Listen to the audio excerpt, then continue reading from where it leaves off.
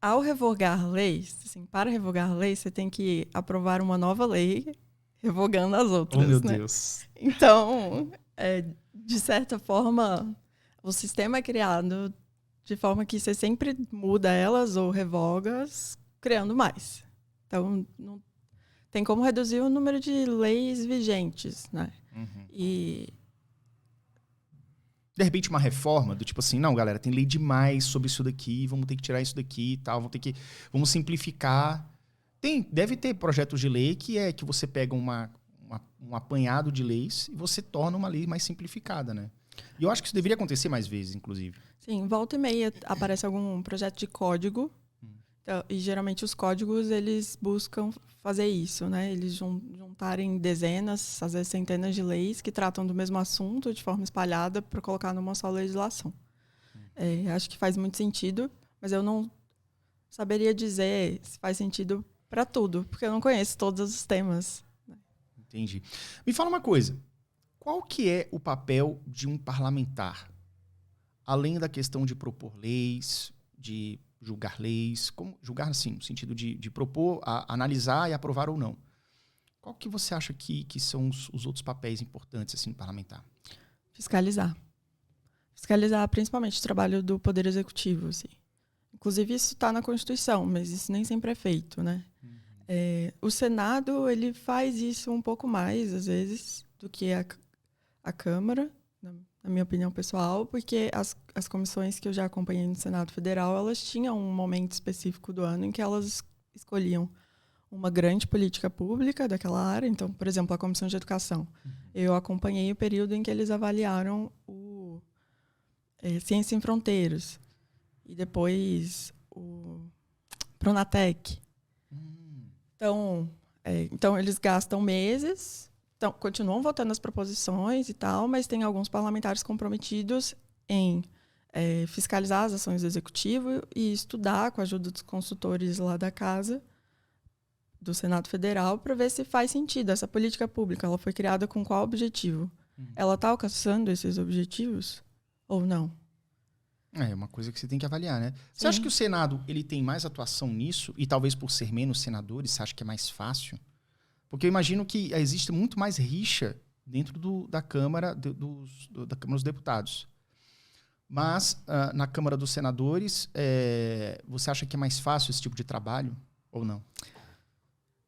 Sim e não. Porque o exemplo que eu acabei de dar foi uma ferramenta institucional que há.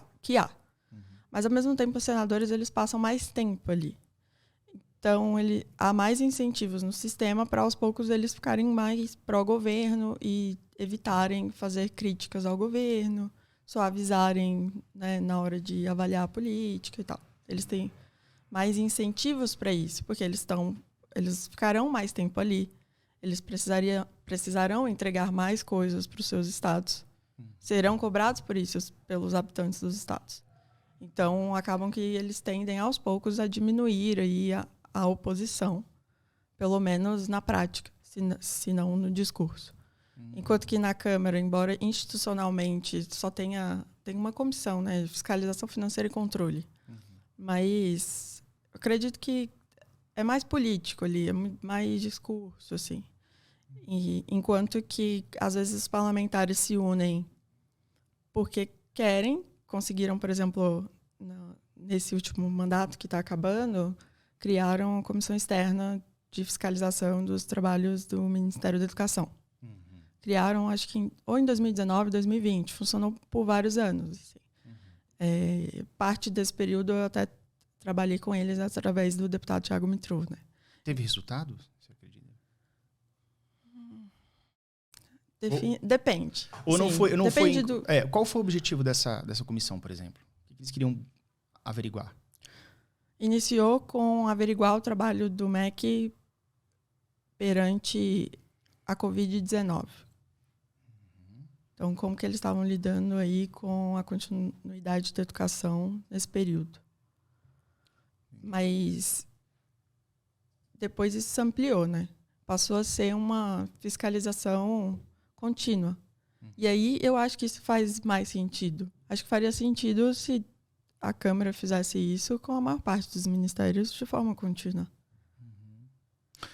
Você não acha que, por exemplo, existe comissões, por exemplo, uma CPI, né, Comissão Parlamentar de Inquérito, que você vê que não tem muito objetivo, que é tipo um negócio assim meio natimorto, que não vai dar muito resultado?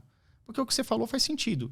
Você tem um poder executivo, e aí você tem uma Câmara dos Deputados que está o tempo inteiro ali fiscalizando e vendo se a coisa está feita corretamente, né? E eu acredito que existe esse poder de interferência. Por exemplo, uma comissão analisa a questão do MEC, vamos supor. Como é que o MEC está lidando com a pandemia? Está tendo aula online, todo mundo está tendo acesso, acredito que seja mais ou menos isso, né?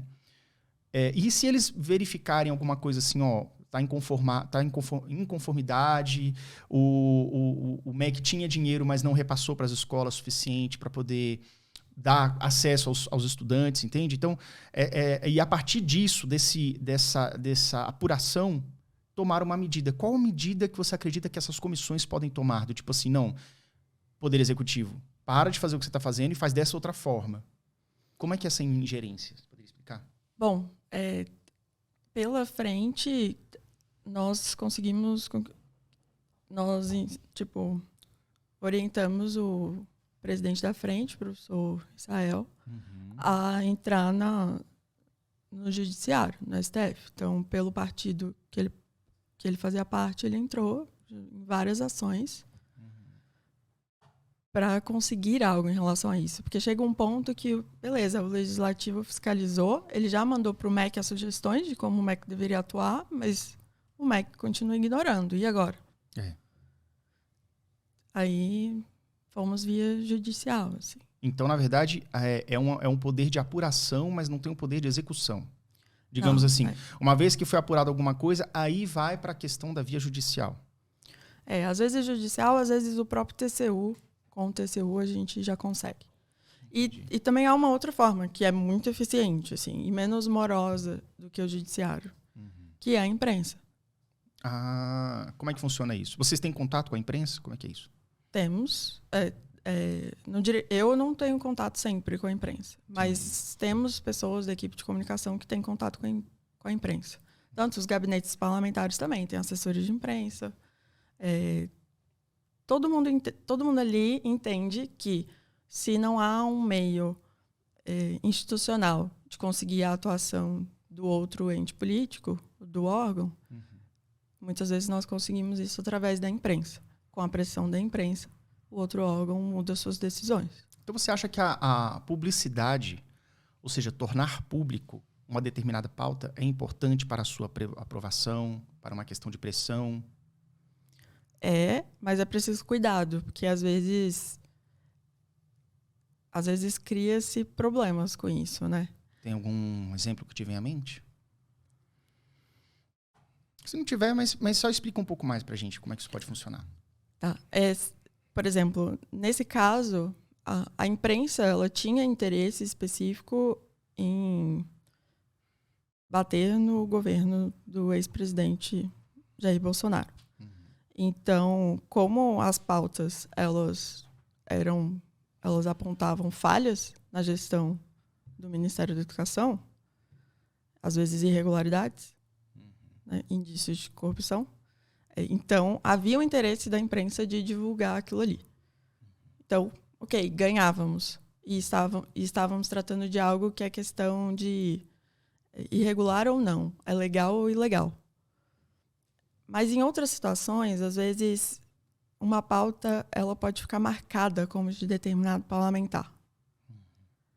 Eu diria, por exemplo, que a reforma administrativa ela ficou marcada como uma pauta assim, do Partido Novo, como uma coisa assim, da direita, sendo que antes de ganhar esse selo, vários parlamentares da esquerda, da centro-esquerda, apoiavam várias pautas dentro da reforma administrativa.